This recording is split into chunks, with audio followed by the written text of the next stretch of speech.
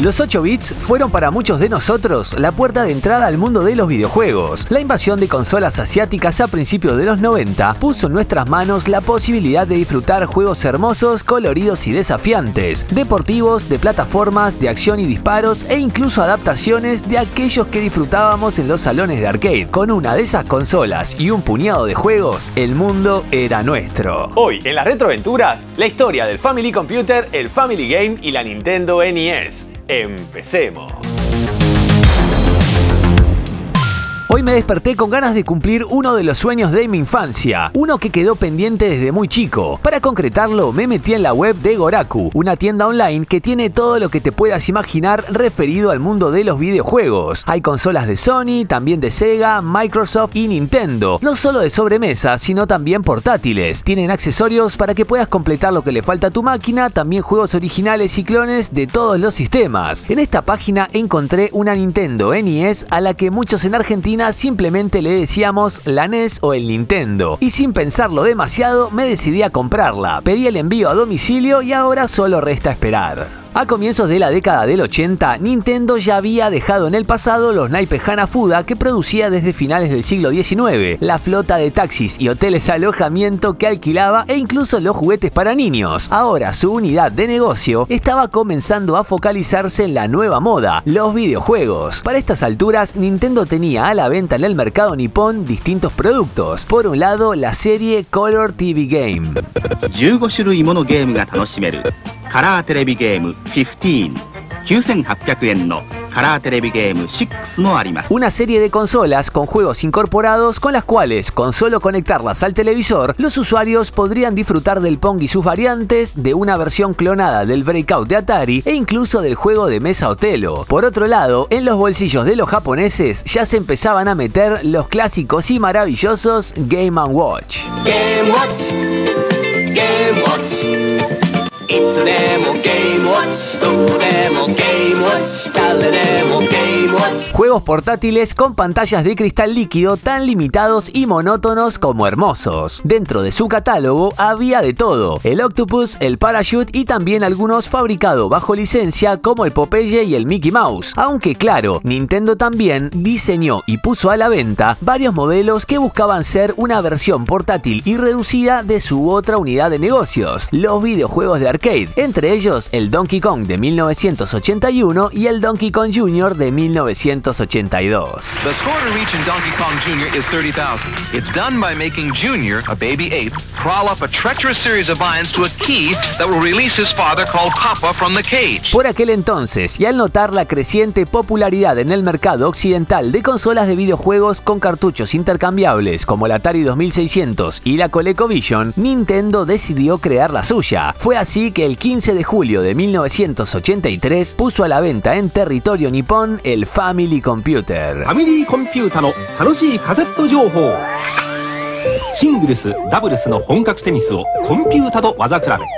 5段階のランクが楽しめます。 Las primeras unidades del Family Computer que se pusieron a la venta presentaron varios defectos, razón por la cual Nintendo tuvo que sacarlas de circulación, rediseñar parte de la placa madre y volver a surtir las tiendas con las consolas. Originalmente dentro del catálogo solo había adaptaciones de los arcades de la propia empresa como el Donkey Kong, el Donkey Kong Jr. y el Popeye. Hacia finales de ese mismo año también se publicaron otros títulos como el Mahjong, el Baseball y el Mario Brothers. 2人で楽しめるマリオブラザーズなど10種類、ポーズボタンと切り替えスイッチで簡単にテレビ番組に変わるテレビ共存体。 Hasta este punto la máquina se vendía tímidamente, pero las cosas cambiaron en 1984 cuando llegaron los juegos de disparos como el Wild Gunman y el Duck Hunt, sumado a varios acuerdos que firmó Nintendo con otras empresas. Por un lado, Hudson Soft produjo las versiones hogareñas de Nuts and Milk y el maravilloso Lode Runner. Namco sumó al catálogo de la consola el Pac-Man, el Galaxian y el Mappy. Mientras tanto, la propia Nintendo se seguía produciendo juegos originales que finalmente, a finales de ese mismo año, le terminaron dando al Family Computer el empuje necesario para transformarse en un éxito comercial. Pero claro, la frutilla del postre que la convirtió en un verdadero ícono de su tiempo llegó a las principales tiendas japonesas el 13 de septiembre de 1985.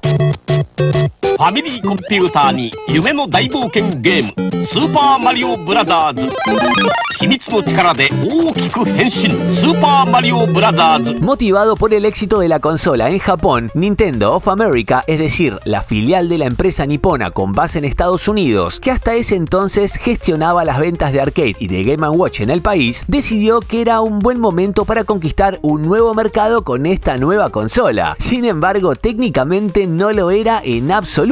Apenas 3 años antes, la industria norteamericana del videojuego hogareño, que supo tener a Atari como líder y referente, había colapsado estrepitosamente. El mercado estaba saturado de títulos de mala calidad y un exceso de stock que desbordó las estanterías, provocando pérdidas millonarias, no solo para los desarrolladores, sino también para las jugueterías y las tiendas especializadas. En este contexto, palabras como consola y videojuego eran prácticamente sinónimos de fracaso. Fue por esa razón que Nintendo of America decidió rediseñar por completo el Family Computer japonés, no solo cambiándole el nombre, sino también su apariencia. En el proceso realizaron varias pruebas. Algunas incluyeron un teclado que la aproximaba a una home computer estilo Commodore 64 o MSX. Nintendo también difundió material promocional que varios medios especializados publicaron, donde se pudo ver un diseño más achatado, plano y súper minimalista, que incluso mostraba un grabador de cassette y un joystick, además de los 2 joypads. La idea era persuadir al público. No querían que se viera como una típica consola de videojuegos, sino como un dispositivo más cercano a un centro de entretenimiento familiar. Así, el 18 de octubre de 1985, y con un look final que recordaba más a una videocasetera que a una consola, lanzaron en Estados Unidos la Nintendo Entertainment System. Will your family be the first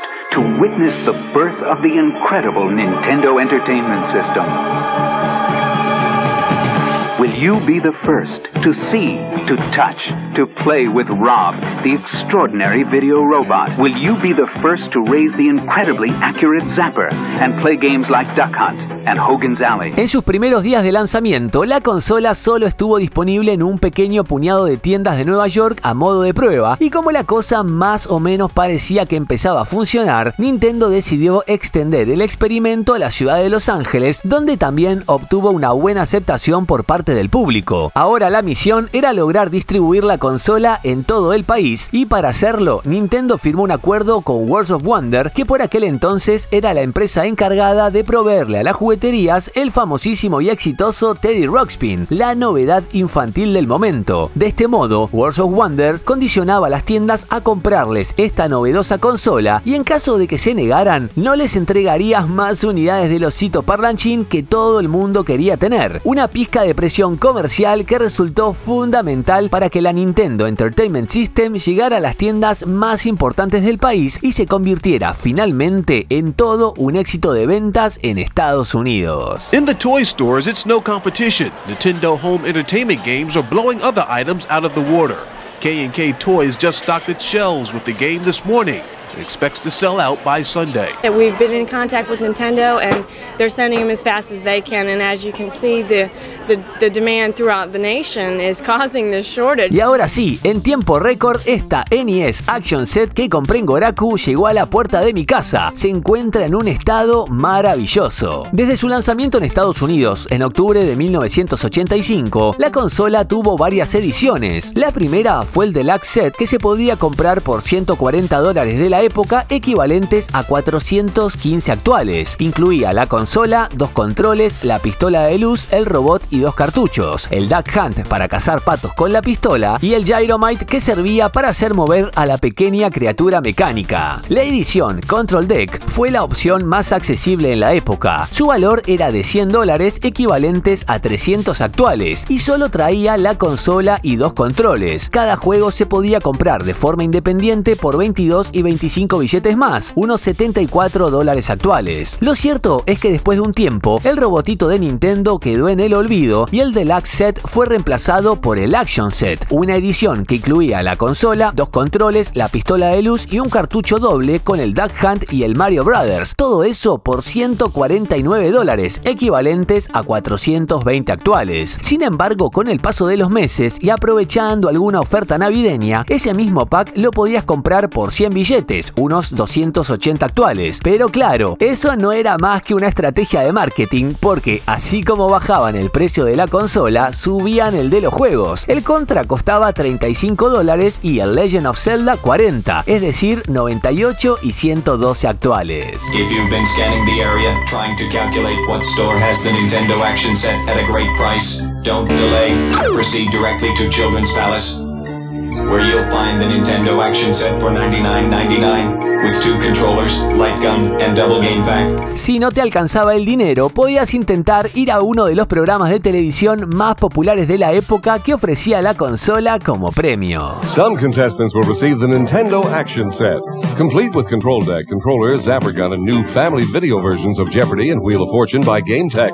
Nintendo, now you're playing with power. Esta caja tiene 3 particularidades. La primera es que la zapper que aparece en la imagen es la naranja, lo que indica que se trata de la segunda edición del Action Set. La primera versión incluía la pistola de color gris que Nintendo retiró de circulación cuando comenzaron a surgir preocupaciones sobre su parecido con un arma real. Para evitar confusiones y cumplir con nuevas regulaciones, rediseñaron la zapper con un color más llamativo. El segundo detalle de esta caja es que tiene los textos tanto en inglés como en francés y el sello de distribución de Mattel, por lo cual es más que evidente que esta edición fue creada para el mercado canadiense. Y la tercera particularidad que a mí me fascina es que tiene el sticker de garantía de Nintendo Argentina que el importador H. Briones le pegó en su momento. De hecho, figura la dirección García del Río 3165 Capital Federal, y como ese lugar está muy cerca de mi casa, me fui caminando hasta allá para ver qué quedaba de ese pasado. Hoy en ese lugar ya no hay rastros de videojuegos ni de H. Briones, pero para mí fue como visitar un pedacito de historia. Al abrir la caja de este Action Set podemos encontrar el contenedor de Telgopor, que si bien tiene sus marcas, es un milagro que haya sobrevivido en este estado casi 40 años. Además de eso tenemos el cartucho de Super Mario Brothers y el Duck Hunt, también los 2 joypad, la zapper, el adaptador de antena RF, el transformador original y obviamente la consola en un estado prístino, una absoluta delicia. También trae los manuales, por un lado el de los juegos que vienen incluidos en este set y además el de la pistola de luz con todas las especificaciones y detalles. Sumado a eso, el manual de la consola propiamente dicha. La pregunta es, ¿la edición occidental era mejor que la japonesa? Los nipones, desde su lanzamiento en 1983, pudieron comprar el Family Computer por 14.800 yens, equivalentes a $62 de la época, es decir, unos 160 actuales, y cada juego costaba aproximadamente 3.800 yens o $16 de la época, unos 40 de nuestros días. Sin embargo, cabe destacar que hacia 1985, cuando el Super Mario Bros.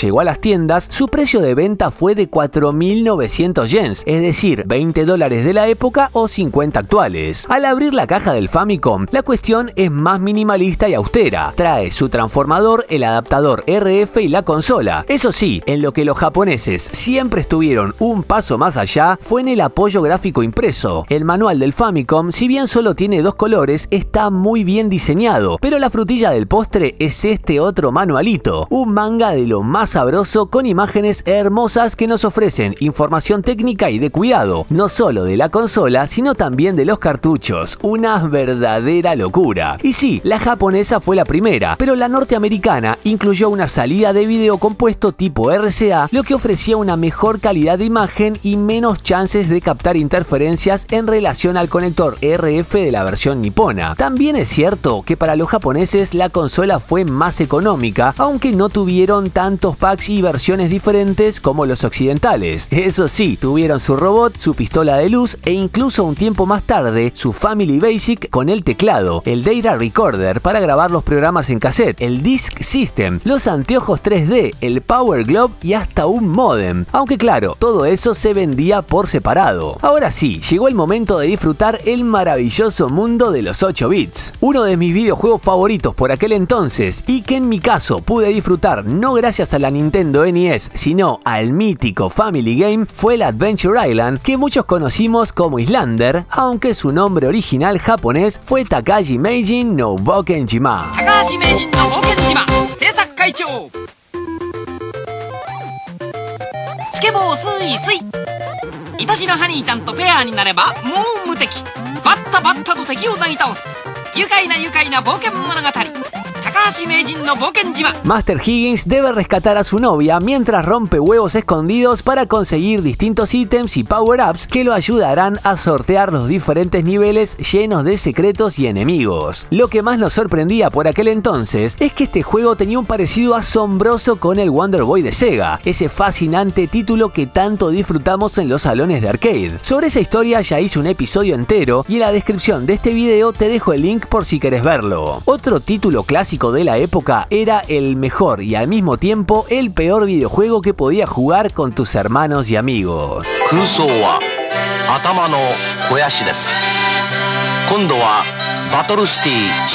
Battle City, desarrollado y publicado por Namco en septiembre de 1985, nos ponía al mando de un tanque con la misión de proteger nuestra base mientras eliminábamos enemigos en pantalla. Pero claro, si lo jugabas de a dos, la tentación de dispararle accidentalmente a tu compañero era demasiado grande y así inevitablemente arrancaban las peleas. Algo similar a lo que sucedía cuando jugabas al maravilloso Ice Climber, que la propia Nintendo desarrolló y publicó en enero de 1985. Al principio íbamos rompiendo los bloques y esquivando todas las amenazas, pero en cuanto pudieras tratabas de subir antes que tus hermanos o tus amigos para dejarlos fuera de la pantalla y así hacerlos perder una vida. El que diga que nunca hizo eso está mintiendo.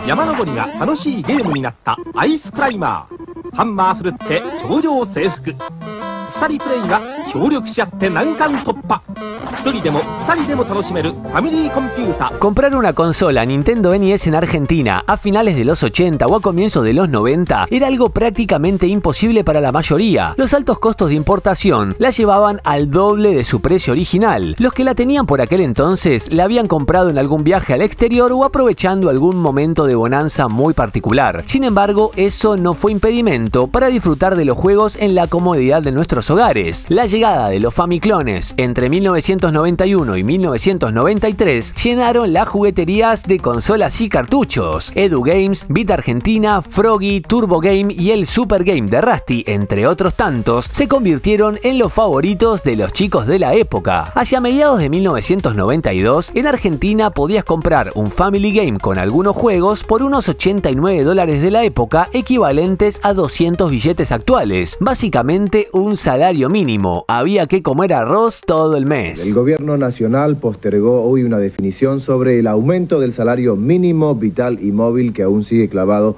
en 97 pesos. Aunque también tenías la opción de comprar el NASA Action Set, un clon muy popular en España que en Argentina se conseguía por $249, 560 actuales, carísimo para ser un clon, pero al menos traía la pistola de luz y un cartucho con 18 juegos. El videojugador argentino de la época tuvo varias contras, pero también algunos beneficios. Al consumir consolas y juegos clónicos, rara vez veíamos un manual, por lo tanto había que cabalgar a pelo e ir adivinando todo. Si bien las revistas como Club Nintendo apuntaban a los usuarios de consolas originales, lo cierto es que si la comprabas, los mapas y los trucos te iban a funcionar igual con tus cartuchos truchos, y ahí se explica, en parte, el éxito de esa revista en nuestro país. Otra de las ventajas del mundo clónico tenía que ver con las regiones. Los norteamericanos en sus consolas originales jugaban al catálogo de su zona, los europeos lo mismo y los japoneses también, pero acá pudimos jugar a todo. Un ejemplo de eso fueron los títulos de los supercampeones. Captain Tsubasaが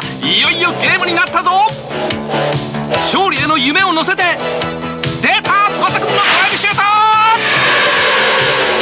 キャプテン翼もうすぐ新登場だ。Si bien en Estados Unidos y Europa se publicó un juego similar llamado Tecmo Cup Soccer Game, lo cierto es que tenía equipos y jugadores genéricos. Malísimo. Otro ejemplo fue la Komayo Special Boku Dracula Kun, uno de mis favoritos del catálogo. Es cierto, los norteamericanos y europeos pudieron jugar su versión de Game Boy con el manual y toda la cosa un tiempo después, pero a nosotros nos llegó la copia directo de Asia. Sí, ok, todo escrito en japonés, pero bueno, tampoco había mucho que entender en un plataformero como este, solo disfrutar de un universo maravilloso. Ejemplos como esos hay un montón, sin contar los hacks delirantes en los que ponían a Mario en todo, por ejemplo el Somari, que era básicamente un Sonic de 8 bits pero con Mario. En esa lista extraña también se destacan los de Street Fighter y Mortal Kombat, que eran tan decepcionantes como mágicos. Incluso algunas personas llegaron a jugar en su Family Game a esta versión del Super Mario World, una proeza técnica pirata descomunal. En definitiva, cada región tuvo sus pros y sus contras. Lo bueno es que hoy en día podemos disfrutar de todo. Coleccionar los cartuchos originales no tiene comparación. Sin embargo, una opción espectacular para disfrutar de todo el catálogo sin comprometer tu estabilidad económica y el futuro de tus hijos son los Everdrive, cartuchos que te dan la posibilidad de cargarles todos los juegos que te entren en una tarjeta micro SD y disfrutarlos en la consola original o clónicas. Los Everdrive son posiblemente la mejor alternativa para gozar de cuanto juego quieras probar, incluso de los hacks antiguos y modernos, mientras lentamente vas intentando hacerte de los originales para tu colección. La pregunta es, ¿de dónde salieron esas consolas Family Game? Al notar el creciente interés por los productos de Nintendo, empresas chinas y taiwanesas encontraron la forma de replicar el Family Computer. Compañías como NTDEC y Megawise fabricaron consolas y cartuchos apócrifos que exportaron a regiones permeables a la piratería. Tras la disolución de la Unión Soviética, el mercado ruso quedó abierto a nuevas oportunidades. Fue entonces cuando Stifler firmó un acuerdo con la fabricante taiwanesa Microgenius para importar clones del Famicom y los juegos a gran escala, sin licencia de Nintendo, obviamente. Fue así que nació Dendy, la marca soviética del elefantito.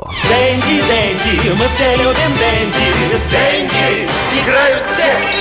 En Venezuela, el registro de marcas extranjeras era tan laxo que cualquiera podía ir y patentar nombres como Nintendo, aunque fueran conocidas a nivel mundial. Esto no solo bloqueaba a Nintendo para registrar su propia marca, sino que habilitaba a cualquiera a vender productos pirata bajo esos nombres. Gracias a eso, Israel Rapaport Kaufman fundó Nintendo de Venezuela y puso a la venta clones de consolas y videojuegos usando el nombre y el logo original de la empresa japonesa como si fueran productos legítimos, aunque todo esto finalmente terminó en una demanda por infracción de copyright en 1995. Nintendo ganó el juicio y la justicia venezolana ordenó un pago compensatorio y la destrucción de todos los productos falsificados. Otro de los grandes desafíos para Nintendo en la lucha contra la piratería fue la zona libre de Colón en Panamá. Esta zona franca se convirtió en un punto clave para la distribución de productos truchos gracias a su ubicación estratégica. Desde allí, los cartuchos y consolas falsificadas llegaban fácilmente a Centroamérica, el Caribe y la región andina. En Argentina hubo varias empresas que importaban estas consolas y cartuchos y las comercializaban bajo distintos nombres y marcas. El Super Game de Rusty, el Video Racer de Vida Argentina, el Froggy, el Turbo Game, el Family Game de NTD y uno de los más queridos y recordados, el Redondito de Electrolab. El Redondito, para jugar hasta cansarte. Distribuye y garantiza Electrolab. Hace un tiempo, los canales Other Seed y El Cajón Retro entrevistaron a Eddie Kiertz, fundador de la empresa Electrolab, que, entre otras cosas, comercializó consolas y juegos clónicos en Argentina, aunque originalmente se acercó a Nintendo con la intención de vender la NES original con la norma PAL. Tenía que mandar a hacer 50.000 juegos NES. Pero el juego NES, en aquel momento, y como estaba el dólar en Argentina, era incomprable. Y aparte los juegos valían 34, 40... $50 y una persona ganaba 150. O sea, no hay manera de vender esto en Argentina. Y la cuestión es que me contacto con NTDEC, pero tenía que hacer también un mínimo, no podía hacer 4. hice 10.000. En distintas tandas, las primeras Electrolab fueron llegando a la Argentina desde Taiwán. Ese modelo redondo fue vendido por varias marcas. Electrolab la apodó el original. Edu la llamó Edu Family Game y esta se comercializó bajo el nombre Nikki Game. Es que lejos de ser un modelo original de Electrolab, era simplemente uno de tantos que fabricaba NTDEC en Taiwán y que cualquier empresa podía pedir para luego poner su propia marca. Solo había que ordenar el modelo NT103 y listo. Los cartuchos no eran originales. Los cartuchos los fabricaba NTDEC. Ellos no pagaban nada de royalty ni nada a Nintendo. Pero cuando llegaba a la Argentina, yo le pagaba a Nintendo el royalty por la cantidad de cartuchos que había recibido. Pero no eran originales, no era el cartucho hecho por Nintendo. En las entrevistas, el creador de Electrolab afirma haber recibido la autorización de Nintendo para comercializar los cartuchos de videojuegos en Argentina, lo cual, para los que conocen la historia de Nintendo, suena extremadamente curioso. La empresa japonesa es bien conocida mundialmente por haber sido y seguir siendo muy competitiva, celosa y precavida en relación a sus productos y licencias. De hecho, a principios de los años 90 fue acusada de prácticas monopólicas, por lo cual la historia de que el creador de Electrolab vendía los cartuchos pirata de NTDEC en Argentina y luego le pagaba a Nintendo las regalías correspondientes es más que llamativo. Nintendo me pidió que yo identificara los cartuchos, tenían un sellito que decía Electrolab. Eso, tal cual, exactamente. Lo curioso del caso es que en 1993 la propia Nintendo demandó a NTDEC por haber comercializado cartuchos clónicos en Estados Unidos. ¿Cómo fabricás la consola? ¿Una sola persona fabrica la consola? La consola la fabrican en Taiwán. Bien. Una firma que se llamaba NTDEC. Sí, ¿y cuál es su relación con Nintendo, esa marca NTDEC? Ellos le fabricaban a Nintendo y me fabricaron a mí. Acá llega, a mi entender, la respuesta a la cuestión. El nombre real de la empresa NTDEC que producía las consolas y los cartuchos clónicos en realidad es la abreviatura de Nintendo Electronic Company, una empresa que nada tenía que ver con Nintendo of America y mucho menos con la Nintendo original de Japón. Sí, NTDEC le hacía las consolas a Nintendo, pero a Nintendo Electronic Company de Taiwán, no a la de Japón. Básicamente se hacían las consolas a ellos mismos y a quienes quisieran comprarlas. Al parecer sí, es cierto que Electrolab tuvo autorización de Nintendo para vender la consola y los juegos, pero por parte de Nintendo Electronic Company de Taiwán, no la verdadera Nintendo japonesa ni de su filial norteamericana. Diferente al caso de Dream Commodore 64, que sí fue fabricada o al menos ensamblada en Argentina bajo licencia de Commodore, la ColecoVision de Kenia, que también contó con la licencia oficial de Coleco, o la Mega Drive que produjo Tectoy en Brasil bajo el acuerdo con Sega. Nintendo, por su parte, solo otorgó licencias temporales a empresas con las que trabajaba comúnmente, entre ellas Sharp, que a Nintendo le fabricaba las pantallas de los Game & Watch y que a su vez puso a la venta la Twin Famicom, en la cual hasta en la caja deja ver el sello de Nintendo. Asimismo, el Sharp C1, un televisor con una Famicom integrada. Otro ejemplo de esto fue la Convoy de Hyundai, es decir, la Nintendo NES coreana.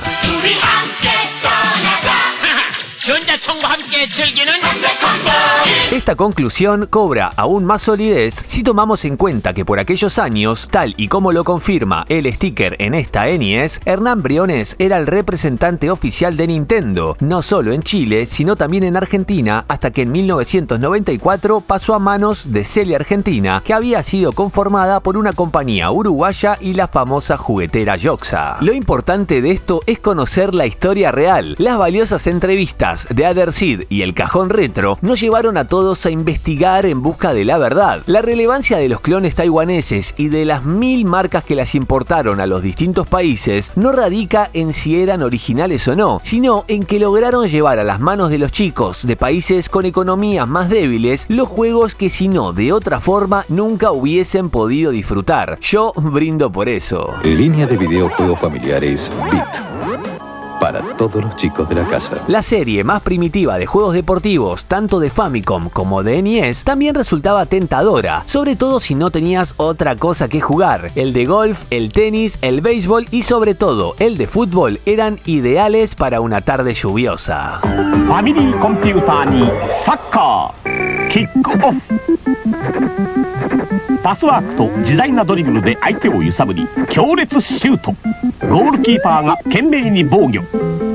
チアガールがさらに試合を盛り上げます。一人でも2人でも楽しいファミリーコンピューターサッカー。 Claro, con los ojos de hoy en día parece más lento que jugar al ajedrez por correo, pero honestamente en su momento era muy entretenido. Posiblemente otro de los favoritos de la época sea el Bomberman que la empresa Hudson Soft desarrolló y puso a la venta en Japón en 1983. Primero para las computadoras MSX, las PC 8000 y 6000 de NEC y los sistemas de Sharp, hasta que finalmente en diciembre de 1985 estuvo disponible para el Famicom de Nintendo.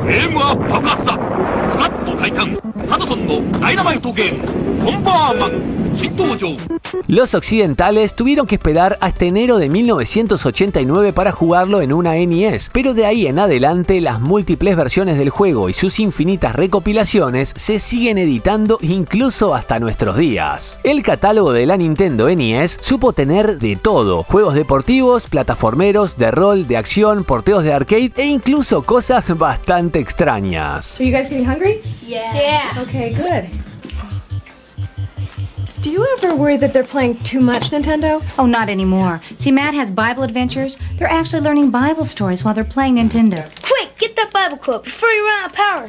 Bible Adventures features 3 games in 1 cartridge: Noah's Ark, Save Baby Moses, and David and Goliath. A must for every family with Nintendo. De chico jugué horas y horas con un Famiclone y desde hace unos años voy alternando entre el Famicom original japonés y la NES norteamericana. A nivel estético me encantan los cartuchos japoneses y su variedad de colores por sobre la monotonía de los grises de la NES. A nivel aspiracional, la NES fue la que veía en las revistas y la que me hacían desear en cada número de Club Nintendo. A nivel técnico, existen algunas diferencias. En cuanto al sonido, la Famicom tenía una ventaja interesante. Su conector de cartuchos incluía líneas de audio extra que permitía sumar chips de sonido adicionales directamente en las plaquetas de los juegos, lo que resultaba en músicas más ricas y complejas. En cambio, la NES americana no tenía esa posibilidad, por lo que algunos títulos, como el Castlevania 3, en su versión occidental, sonaban más simples en comparación con su contraparte nipona. Hayas tenido la japonesa, la occidental o los clones, seguramente la disfrutaste al máximo, porque de eso se trata: jugar, disfrutar y compartir un maravilloso mundo en 8 bits. Si estás buscando accesorios, juegos y consolas, no olvides visitar la tienda online de Goraku. Tienen clones originales, japoneses, americanos y lo mejor de todo, realizan envíos. Eso es todo por hoy. Contame en los comentarios si tuviste alguna de todas estas consolas y qué juego de 8 bits fue tu favorito. Dale like a este video, suscríbete al canal, hacete socio del club Las Retroaventuras y nos vemos a la próxima.